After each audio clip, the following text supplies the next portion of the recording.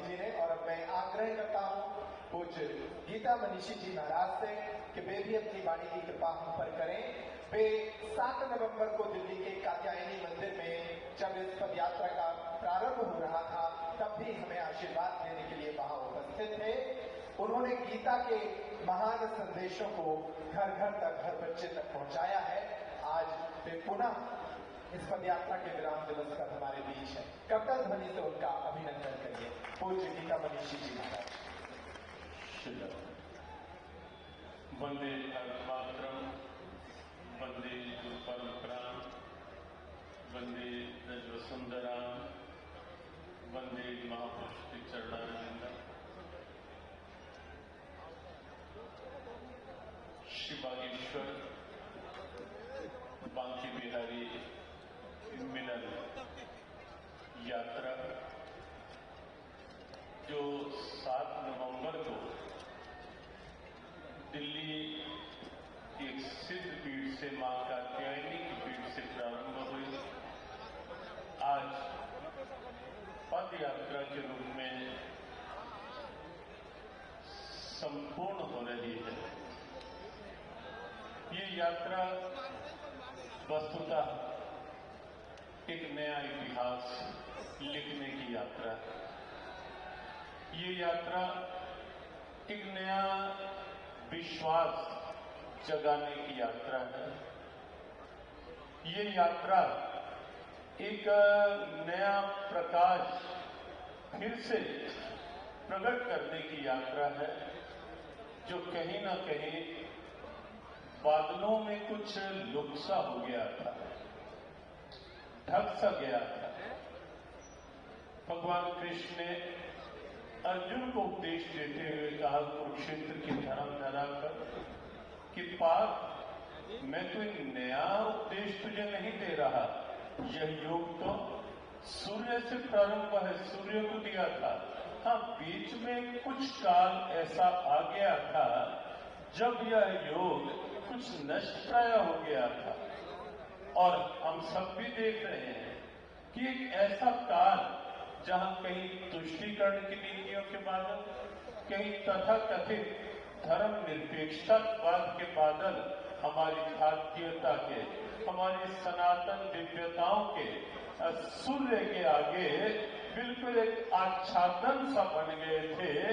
तब भगवान कृष्ण ने कहा मैं फिर वही उपदेश दे रहा हूं, और हमें लगता है कि वही सनातन दिव्यता जो कहीं लुप्त हो रही थी, यह सनातन हिंदू एकता यात्रा उन तुष्टीकरण की नीतियों के, उन कहीं न कहीं धर्म निरपेक्षता की कोरी नीतियों के, और कहीं न कहीं संकीर्णताओं के बादल मिटाएगी, हटाएगी, और इस यात्रा से फिर से प्रकट होगा सनातन का वह प्रकाश जो केवल मात्र यहाँ यात्रा के इस पड़ाव में नहीं, जो दिल्ली से यहाँ तक, अपितु मंच से ये कहा गया कि 4 जिले और 3 राज्य इस यात्रा के साथ थे, दिल्ली, हरियाणा और उत्तर प्रदेश।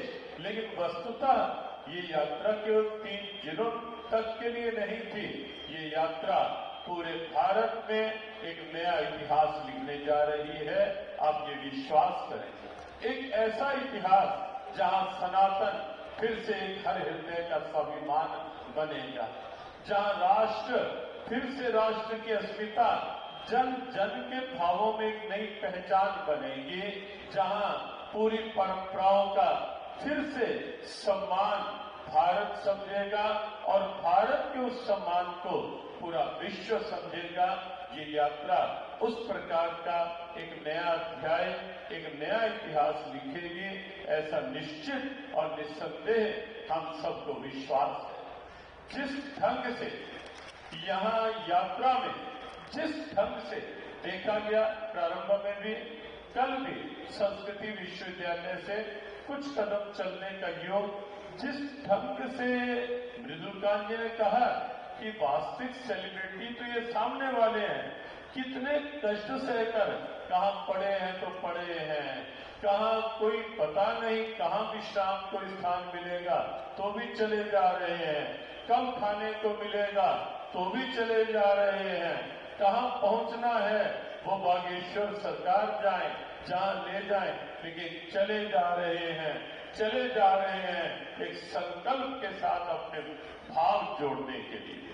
तो इतनी सी बात कह करके कि नित्य प्रति पूज्य धीरेन्द्र कृष्ण शास्त्री जी ने नित्य प्रति आप सबसे संकल्प करवाए, लेकिन अब ये अवसर है ये संकल्प करने का कि जो संकल्प नित्य प्रति यात्राओं के माध्यम से हुए हैं, हम यात्रा की पदयात्रा के रूप में पूर्णता हो रही है, लेकिन उन संकल्पों की पूर्णता के लिए हम जहां होंगे, जिस क्षेत्र में होंगे, उन संकल्पों की पूर्णता का काम हम निश्चित रूप से करते रहेंगे। पूज्यपाद डोगरे जी महाराज की एक बात स्मरण हो रही है।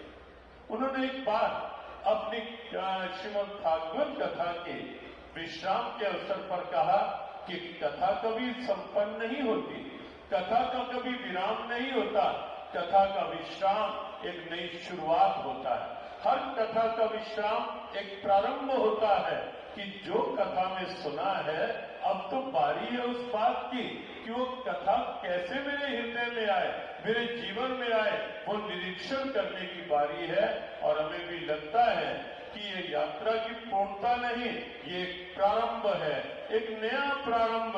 वो संकल्प मेरे हृदय में जीवंत रहे, वो संकल्प मेरे घर में जीवंत रहे, वो संकल्प हमारे संस्थानों में जीवंत रहे, वो संकल्प हमारे व्याख्यानों में जीवंत रहे, और वो संकल्प पूरे समाज में, पूरे राष्ट्र में और पूरे विश्व में एक जीवंत प्रेरणा बने।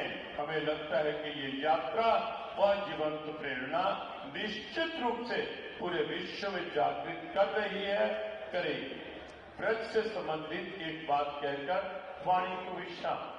यद्यपि जो साथ के साथ सूत्र बिंदु हैं, वो सब हर वर्तमान की आवश्यकताओं से जुड़े हुए हैं, लेकिन ब्रज से जुड़े हुए कुछ संकल्प सीधे सीधे जो पूज्य बागेश्वर सरकार ने अपने सब बिंदुओं में लिए। एक संकल्प उनमें श्री कृष्ण जन्मभूमि को लेकर के, उसके लिए कई अभियान चल रहे हैं। हमारे आदरणीय देवकीनंदन जी भी उस कई बार आह्वान कर चुके, और पूज्य सभी संतों का साथ महेंद्र जी भी शायद यहाँ उपस्थित थे, और कई सब लगे हैं। हमें लगता है कि इस यात्रा के पश्चात कुछ ऐसा हो कि कभी कभी सब हम इकट्ठे बैठे विचार करें कि ये जो संकल्प है, जैसे कृष्ण जन्मभूमि को लेकर है, जैसे यमुना जी के शुद्धिकरण को लेकर है, जैसे गौ माता को लेकर के है, और इस ब्रज धरा को मांस और मदिरा से मुक्त करने को लेकर है। यद्यपि इसमें हमें तनिक भी संदेह नहीं कि हवाएं अनुकूल चल रही हैं, प्यार अनुकूल है, सरकारें इन संकल्पों के प्रतिकूल नहीं है, लेकिन हम सब जब मिलकर के मिल बैठेंगे, कोई प्रस्ताव पास करेंगे। अभी बात हो रही थी आदरणीय धीरेन्द्र जी से, और वो भी कह रहे थे कि जब जब ब्रज के संत ब्रजवासी किसी ऐसी बैठक के लिए स्मरण करेंगे कि मिल बैठकर चर्चा करनी है, तो 2 महीने 3 महीने में मैं भी कुछ देर के लिए आकर के बैठकर ब्रज से संबंधित इन संकल्पों की पूर्ति के लिए क्या क्या हो सकता है, कैसे हो सकता है, मैं भी उसमें आकर बैठने का पूरा प्रयास करूंगा।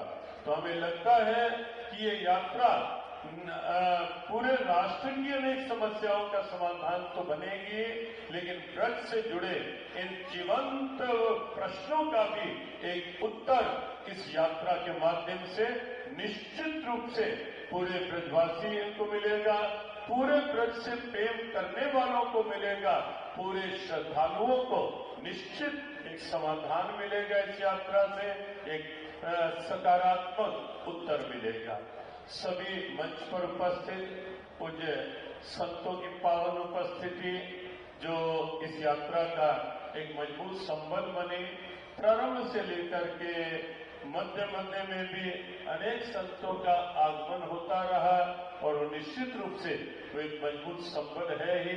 हमारे मंच के साथ साथ इधर बाईं और वाम पार्श्व में, दक्षिण पार्श्व में भी लगे मंच पर संत उपस्थित हैं, समक्ष भी अनेक संत उपस्थित हैं। आप सबकी उपस्थिति को वंदन करते हुए और सुदूर क्षेत्रों से न जाने कहां कहां से और किस किस आयु में चलकर आए हुए आप सभी श्रद्धालु, आप सभी संकल्पित बागेश्वर भक्तों को, राष्ट्र भक्तों को, सनातन भक्तों की इस आस्था को भी सर झुका करके वंदन करते हुए, नमन करते हुए आगे जैसी बागेश्वर सरकार की इच्छा होगी, पूज्यपाद सन्यासी बाबू, क्योंकि ये संकल्प हमें नहीं लगता, ये संकल्प केवल धीरेन्द्र जी का संकल्प है। ये संकल्प क्योंकि स्वयं परमात्मा का संकल्प है, सनातन धर्म की रक्षा उन्हीं का संकल्प है और ये संकल्प उन्हीं के द्वारा आपके भीतर प्रकट किया गया संकल्प है। बागेश्वर बालाजी सरकार का उठाया हुआ संकल्प है और इधर बांके बिहारी जी और यहाँ के सप्त देवालय सबके भीतर का संकल्प आपके भीतर उदित हुआ है। पूज्यपाद सन्यासी बाबा का तप उस संकल्प के रूप में आपके साथ प्रकट हुआ है।